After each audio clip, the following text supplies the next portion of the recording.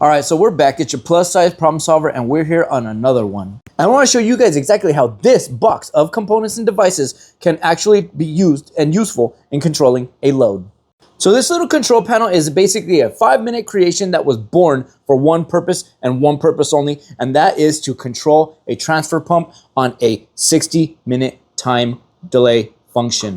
So as you guys move through your careers, you're going to be asked to do more and more and more. So it really values you to pay attention and to learn as much as you can by the guys who really know it all. Be nice, buy them lunch, kiss their ass, do whatever you got to do to extract information out of those people who know. This is how I made it up into my career to actually know what each one of these devices does and how it actually works. So for those of us who weren't born with good looks, raised with a below average intelligence, and a product of the public school system, we're the ones who actually have to know what each component does and how to utilize it for our benefit. So I want to start with the 15 amp main breaker. This main breaker will shut down all the power inside of this control panel. It has an input side and an output side. And this switch will break if the current raises up to above 15 amps. The next device that I want to talk about is your off delay timer.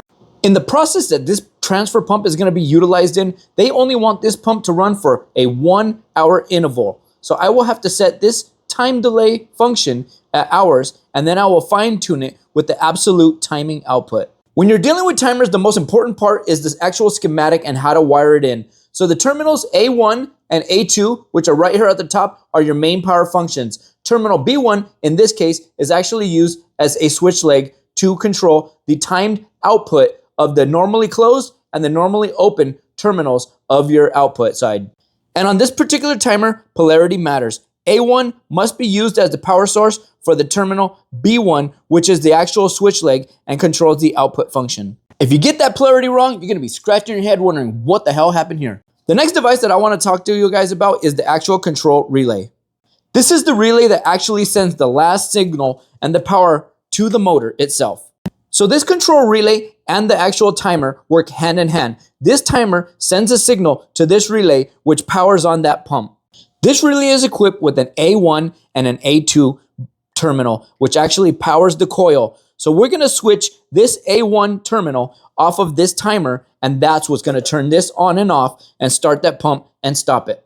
This relay comes equipped with 2 normally closed and 2 normally open terminals. These terminals are going to be used to turn that pump on and off whenever this timer gives it the signal to do so. This control panel also has a master on and off switch, which is a selector switch, and it is called a maintain selector switch. It also equipped with a momentary push button and an indicator light that will tell you that the motor is running.